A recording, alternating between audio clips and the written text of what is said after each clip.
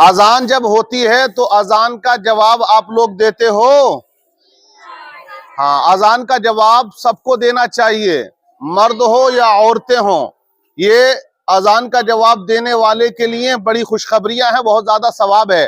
آج لوگ کیا کرتے ہیں، اذان ہوتی ہے اور جواب نہیں دیتے ہیں، اور خاص کر عورتوں کا تو یہ معمول ہے کہ وہ جواب دیتی ہی نہیں ہے۔ وہ یہ سمجھتی ہیں کہ اذان کا جواب دینا ہمارے لیے ضروری نہیں ہے، مردوں کے لیے ضروری ہے۔ تو یہ ان کی غلط فہمی ہے۔ اذان ہو، مرد ہو یا عورت، بوڑھا ہو یا بچہ، سب کو خاموشی سے اذان کو سننا بھی چاہیے، اذان کا جواب دینا بھی چاہیے۔ موبائل چلاتے ہو تو بند کر دینا چاہیے۔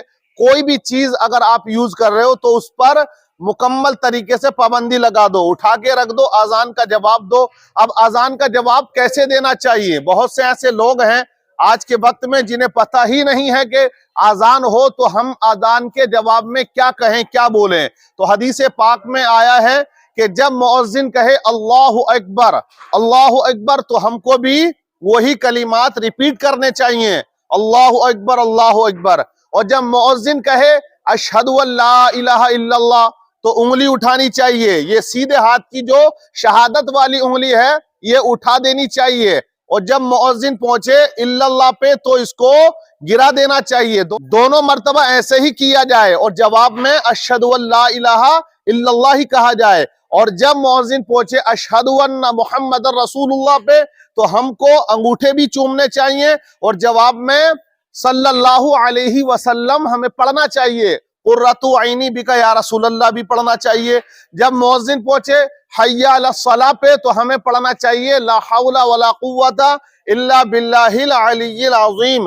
اور اگر کوئی انہی الفاظوں کو دہرانا چاہتا ہے، حی علی الصلاۃ ہی کہنا چاہتا ہے تو وہ بھی کہہ سکتا ہے، اور مؤذن کہے حی علی الفلاح تو ہم کو بھی لا حول ولا پڑھنا چاہیے، یا وہی کلمات کو ہمیں دہرا دینا چاہیے۔ جب مؤذن پہنچے اللہ اکبر تو ہمیں وہی الفاظ دہرا دینے چاہیے۔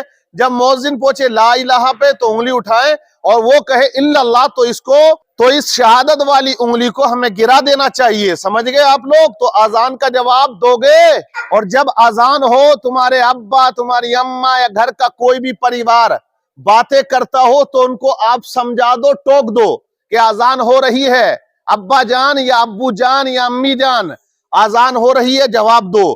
جب آپ یہ باتیں اپنے گھر میں بتاؤ گے تو ایک دینی ماحول گھر کے اندر پیدا ہوگا، اور اذان کے جواب دینے والے کے لیے حدیث میں آیا ہے اللہ اسے جنت عطا فرمائے گا۔ سمجھ گئے؟ اس کو اللہ جنت عطا فرمائے گا۔ اور اذان کیا ہے؟ یہ بلاوا ہے، یہ اطلاع دینا ہے، اے لوگوں نماز کا وقت ہو گیا۔ تو ہم کو کیا چاہیے؟ ہم اپنا کام دھام سب چھوڑ دیں، اذان کی آواز آ جائے تو ہم اپنی عبادت میں لگ جائیں۔ مرد حضرات مسجد جائیں، لیڈیز عورتیں اپنے گھر میں نماز پڑھیں۔ سمجھ گئے؟ اور جو اذان کو اگنور کر دیتا ہے، اذان کو توجہ سے نہیں سنتا ہے، اذان کو ہلکے میں لیتا ہے، تو ہو سکتا ہے کہ اس کا خاتمہ ایمان پر نہ ہو۔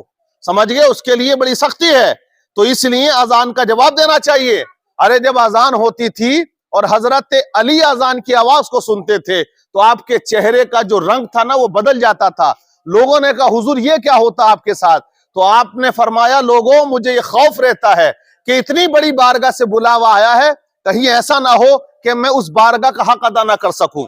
تو اس خوف سے اذان کی آواز آپ سنتے تھے تو آپ کا جو چہرہ تھا وہ بدل جاتا تھا۔ تو آپ سمجھ لو کہ حضرت علی جو ولیوں کے سردار ہیں، جو داماد مصطفیٰ ہیں، جو اہل بیت اطہار کی شان ہیں، اور جن سے محبت کرنا ہمارا ایمان ہے، وہ علی آپ سمجھ رہے ہیں؟ ارے بھائی آپ کے یہاں شادی ہو اور کوئی ہمیں بلاوا دے اور ہم اس کی شادی پہ اس کے گھر نہ جائیں تو برا لگتا ہے، لگتا نہیں لگتا ہے؟ ارے ہم کہتے ہیں ہمیں بلاوا دیا ہم نے اس کو، وہ ہمارے گھر شادی پہ نہیں آیا، ہماری دعوت پہ نہیں آیا، تو ہم اس سے زندگی بھر کے رشتے ختم کر دیتے ہیں، پوری زندگی کا معاملہ ختم کر دیتے ہیں۔ ہم اس سے اب شادی میں نہیں بلائیں گے، ناراض ہو جاتا ہے انسان۔ ایک بار کوئی ہمیں کارڈ دے کے انوائٹیشن کرتا ہے، دیتا ہے، انوائٹیشن دیتا ہے کہ آئیے بلاوا کرتا اور ہم نہ جائیں، وہ برا مان جاتا ہے۔ ہمارے بلاوے پہ وہ نہ آئے شادی میں یا ہماری دعوت پہ ہم برا مان جاتے ہیں، اور اس سے رشتہ داری ختم، اس سے تعلقات ختم، اس سے دوستی ختم۔